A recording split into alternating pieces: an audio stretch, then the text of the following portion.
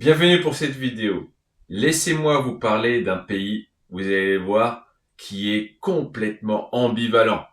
C'est le même pays, et je vais vous donner de la data. Dans ce pays, les gens croient et les médias n'arrêtent pas de répéter qu'il y a plus d'argent. D'accord? L'argent, il y en a plus. L'argent en moins. Ils vous disent que les riches fuient. Ils fuient le pays, ils s'en vont. Et ils vous disent aussi que c'est un des pays les plus taxés au monde. Restez bien, je vais vous dire c'est quel pays. Et de l'autre côté, je vous ai mis en description source officielle de la data que je vais vous donner. Vous allez être étonnés, vous allez voir. De l'autre côté, voici la data officielle. Ce pays, ça sera en 2026 le 3e pays au monde en nombre de millionnaires. Il y en aura plus de 3 millions. 3 millions de millionnaires. Mais c'est pas fini. Ce pays, il a un solde positif de plus 500.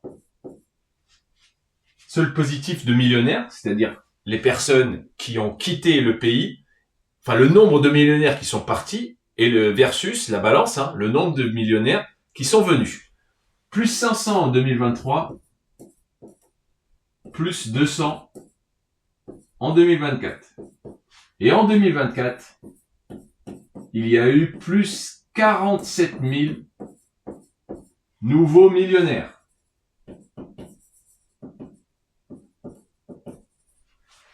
D'accord? C'est le même pays. Les médias et la majorité des gens, ils pensent ça. Et la data officielle, c'est ça. Est-ce qu'on est d'accord pour dire que c'est à peine croyable qu'on parle du même pays? Ce sont des données qui sont complètement différentes. Et ce pays, vous le connaissez, c'est la France. Donc, data officielle, institut indépendant qui fait chaque année des recherches sur... donc c'est un institut qui fait des recherches sur la fortune, c'est un cabinet de gestion de fortune. Vous trouvez la source en description. Voilà. 3e pays au monde, nombre de millionnaires. On va passer devant la Grande-Bretagne. Le solde est positif pour l'instant. Pour l'instant en tout cas. Il y a plus de millionnaires qui viennent en France que ceux qui partent. Et l'année dernière, 47 000 nouveaux millionnaires. Voilà la data qui vous est cachée. Donc, on va voir dans cette vidéo comment c'est possible. Parce que vous êtes d'accord, moi ce qui m'intéresse le plus, en fait, c'est cette histoire ici. Vous êtes d'accord que j'ai l'impression que les gens qui sont ici, ils ont compris quelque chose qui ne va pas avec le narratif qui est là. D'accord? Et c'est ça qui nous intéresse, évidemment. Et restez bien jusqu'à la fin de la vidéo, je vais vous montrer comment ils font, quelles sont les structures qu'ils utilisent, puisque effectivement la France c'est un des pays les plus taxés au monde. Ça c'est pas le sujet, mais eux savent comment l'éviter et comment se retrouver sur des taxes qui sont tout à fait classiques, et ce qui fait qu'ils restent en France, puisque la majorité des gens qui ont quand même un patrimoine de plusieurs millions d'euros, ils pourraient partir. Pour l'instant, ils restent. Et ce qu'on dit ici est complètement faux par rapport à la data officielle. Donc maintenant, je vais vous raconter une petite histoire. Vous pouvez retrouver la vidéo sur YouTube. C'est Moed Altrad. C'est un milliardaire qui habite en France, qui a le groupe Altrad qui sont dans tout ce qui est BTP. Et en fait, il est dans son jet privé. Il est avec une journaliste. Et elle lui dit, tiens, monsieur Altrad, j'ai une question comme ça. Est-ce que vous pouvez nous dire combien vous gagnez? Quel est votre revenu par an ou par mois? Et il lui dit, tiens, ça tombe bien, pas de souci. J'ai ma fiche de paye dans mon sac. Attendez, hop, il prend son sac, il prend sa fiche de paye, il la donne à la journaliste, qui la montre à la caméra. Et elle lui dit, mais attendez, c'est pas possible. Il y a marqué 5 000 € par mois. Et il lui dit, oui, 5 000 € par mois, c'est mon salaire. Voilà combien je gagne à titre personnel. Et là, elle lui dit, mais attendez, monsieur Altrat, je comprends pas. Vous avez vous avez plusieurs demeures magnifiques en France. Vous avez des voitures de collection, de luxe. Vous avez des Ferrari. On est actuellement dans votre jet privé. Et vous me dites que vous gagnez 5 000 euros par mois. C'est n'importe quoi. Il dit, oui, mais tout ça, ça m'appartient pas à moi. Moi, j'ai besoin que de 5 000 euros par mois pour vivre.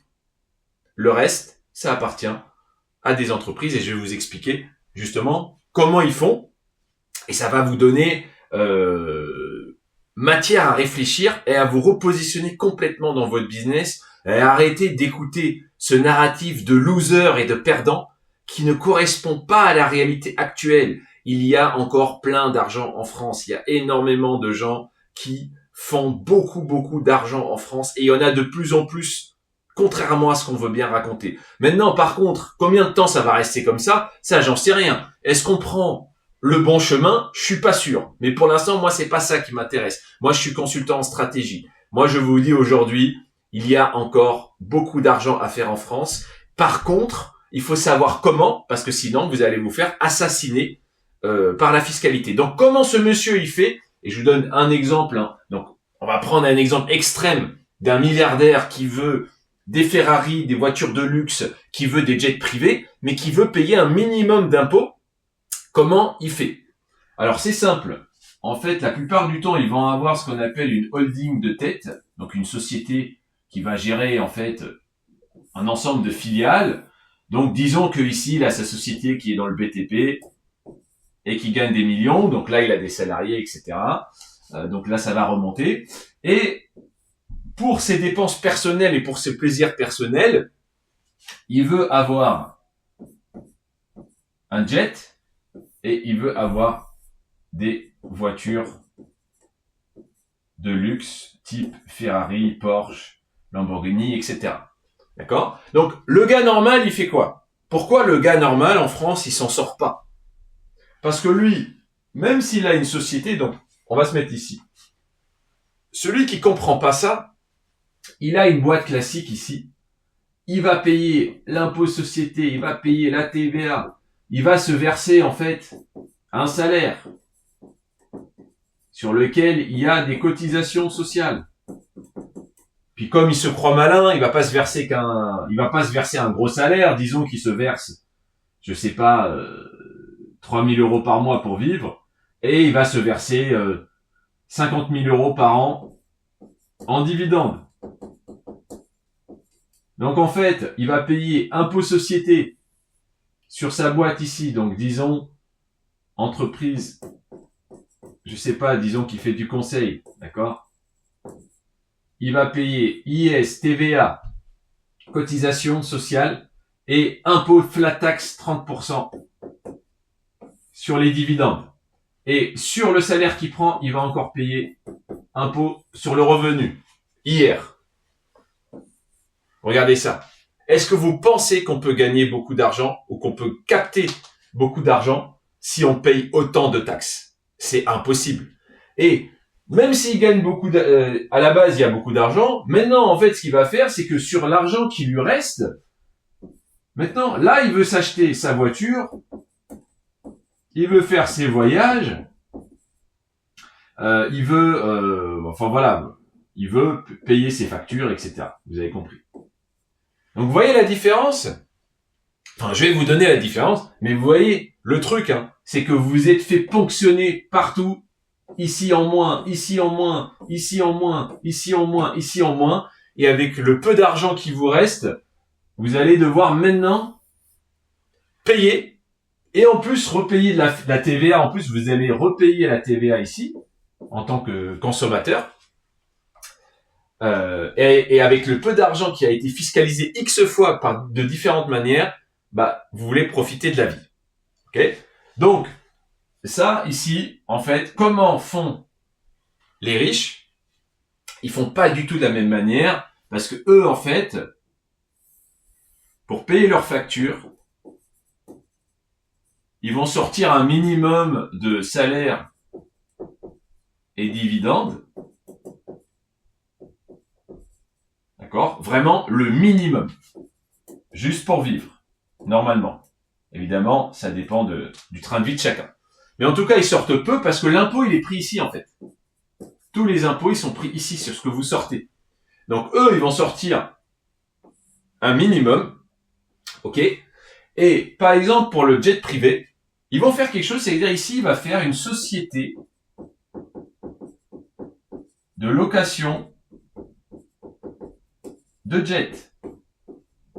Donc, il aura le droit, avec le statut société de location de jet privé, il aura le droit d'acheter un jet, de le passer en frais, puis de le louer. Et quand lui, il en aura besoin, il pourra l'utiliser. Il pourra même, en faisant attention de ne pas créer un conflit d'intérêts, il pourra même facturer via sa boîte directement. Il pourra même, ici, en fait, payer plutôt avec sa boîte de BTP quand il a besoin du jet pour des voyages d'affaires, évidemment, pas des voyages personnels. Enfin, avec des bons avocats, il y a moyen de faire ça, mais vous voyez ce que je veux dire. OK? Donc, en fait, le jet, parce que imaginez maintenant, je vais vous dire un truc. Et on peut mettre un jet, on peut mettre un yacht, c'est les mêmes principes. On peut mettre un voilier, on peut mettre plein de choses. Mais imaginez maintenant que le jet, imaginons, il coûte 5 millions d'euros. S'il doit sortir 5 millions d'euros, enfin, s'il veut 5 millions d'euros ici net, et il doit payer l'IS, la TVA, les impôts, les taxes sur dividendes, etc., il va devoir sortir plus de 10 millions, en fait. Comprenez? Pour juste avoir 5 millions et ensuite les 5 millions de sa propre poche. Alors qu'il a déjà été fiscalisé, il va s'acheter son jet et après il faudra l'entretenir, etc. C'est une ruine, c'est pas possible. Il y aurait presque personne qui aurait des jets privés en France si on fonctionnait comme ça. Donc là, l'idée, c'est de dire, moi, mon bénéfice, il remonte ici à la holding. J'ai envie de faire un achat, j'ai envie de créer une filiale qui est, par exemple, une société de location de jet. Je réalloue ici le montant des 5 millions. Je les passe en charge directement, ce qui va baisser mon impôt ici. Et je fais mon achat de jet privé. Et ensuite, je peux le louer à d'autres personnes et je peux le louer à mes boîtes. Alors, généralement, ils ont plusieurs boîtes, vous voyez. Et c'est exactement la même chose. Alors ici, disons, je veux des Ferrari, je veux des Lamborghini, je veux des Porsche. Je peux créer un club auto. Ici, je crée un club auto qui est une association ou une société de networking autour de l'automobile. Je vais acheter des voitures de luxe et je vais faire payer l'adhésion et etc. D'accord? Et je vais loger directement ici, pareil, mes voitures dans une entreprise qui loue ou qui met à disposition des voitures de luxe et moi je peux également les utiliser quand je veux changer de voiture. Tout ça en ne faisant jamais sortir l'argent et en faisant un minimum, donc il y aura un tout petit peu d'impôt sur les sociétés ici et c'est tout parce que je réinvestis finalement dans des structures qui vont faire du business plaisir. En même temps c'est du plaisir mais en même temps c'est du business et évidemment dans le lot, ma holding, elle est là aussi pour le plus important, elle est là pour investir. Donc à côté, je vais acheter des parts d'entreprise, je vais acheter des actions, je vais acheter de l'immobilier, je vais continuer à croître. D'accord? Et c'est en payant un minimum d'impôts et en gardant l'argent dans mes structures et en choisissant de faire tourner l'argent et en réinvestissant un maximum que finalement ces personnes payent très peu d'impôts en France. Donc l'idée maintenant, évidemment, nous on va pas parler de jet privé et de voitures de luxe.